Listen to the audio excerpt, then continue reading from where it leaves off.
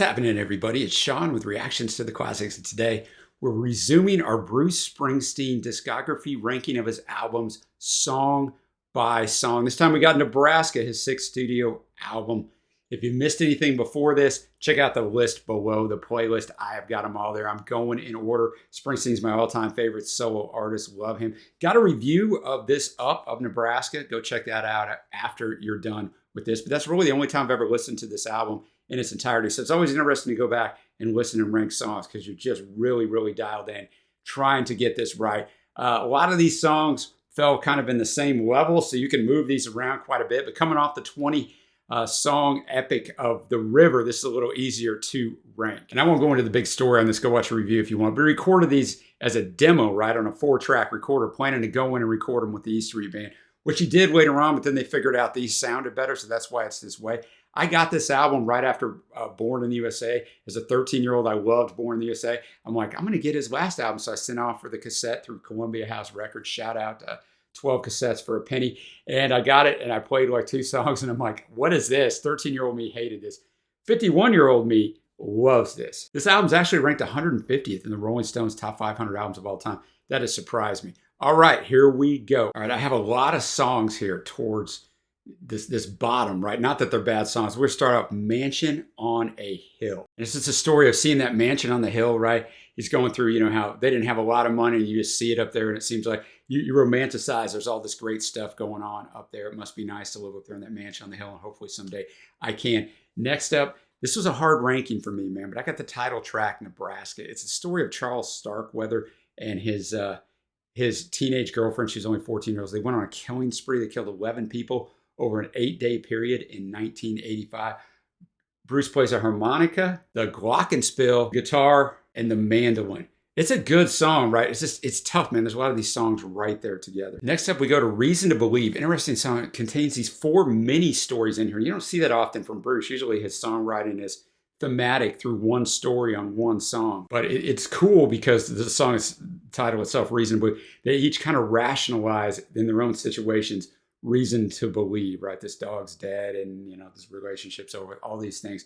They rationalize these reasons to believe, which we all do sometimes to get us through our day. Next up, we got the only song to feature an electric guitar in here, Open All Night. It has a Chuck Berry style riff in this one. Bruce is just driving all night across New Jersey to go see his girl Wanda. That's a name you're not going to see nowadays very much unless you're Wanda. Shout out to you. But this is 1982, remember. Shares a lot of lyrical themes with State Trooper, but it's much more positive than State Trooper. We're going to get to State Trooper in just a minute. Next up, we have Used Cars. It's autobiographical. It's Bruce actually remembering to go buy, the memory of going and buying a car, his father and his sister, but it's not a new car. It's a used car, and it kind of goes with the, I don't want to say shame, maybe, embarrassed, I don't know, but how he hoped to someday be able to buy a new car and not have that kind of life. It's got a great line in there.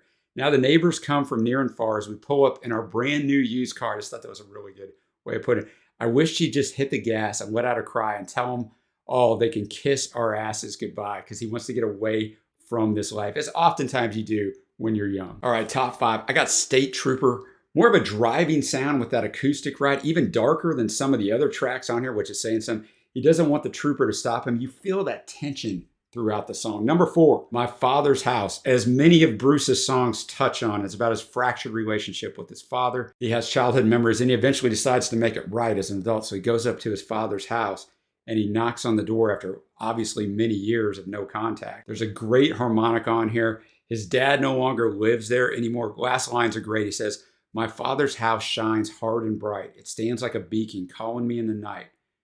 Calling and calling, so cold and alone, shining across this dark highway where our sins lie unatoned, because he never was able to make it right with his father.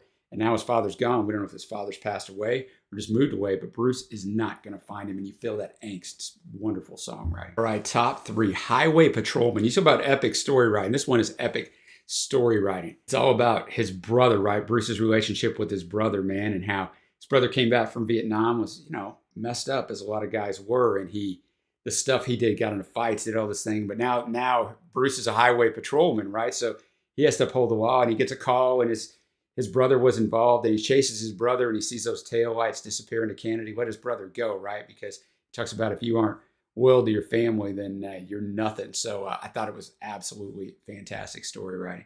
2 songs left. We got Johnny 99 at number 2. Now, the lyrics are very dark, but you got like this shuffling, almost rockabilly beat. So it really picks you up on this album. But it's the story of a guy, an auto worker who's laid off, and he shoots and kills a night clerk while he's drunk and distraught. He gets caught. He gets sentenced to 99 years. You get the Johnny 99, but he begs to be executed instead. So like I said, it's dark, man. It's poverty, it's murder, it's robbery, it's all those things, but it's done so well. Well, if you know this album, you already know what's number 1, but drum roll please, Atlantic City. Got the guitar, harmonica, mandolin, number 289 on the Rolling Stones top 500 songs of all time, so high praise. For this one's a story. Bruce is with this girl. They're going to move to Atlantic City. Can't find any work. He ends up going to work for the mob, right? So you know how this is going to end up. He knows he's going to end up dead. So kind of has those things, just that angst coming through, the inevitability of death, because I got to go do this, but I don't feel like I have any other choice. So once again, I say it all the time, Bruce, fantastic songwriting. So that's going to do it for me in Nebraska. Let me know what you think of this ranking down below. Go ahead, man. I can take it. You might have some things moved around. Like I said, a lot of things towards the middle and the back end of this thing, you can move around. But the top of it, you could also move around. But I think there's a distinct top 4 or 5 songs on here. But thank you guys for joining me. Really appreciate it. If you guys support us anyway, check out the Patreon link or the Patreon link below. We super appreciate it. Until next time, guys, I'll be back with the epic Born in the USA. That one's going to be a really tough one for me to grade. I know that thing inside and out. One of my favorite, if not my favorite album from my teen years. So I don't know how I'm going to. It's like choosing your favorite kids, right? You just can't do it. All right, guys, until next time, I will see you.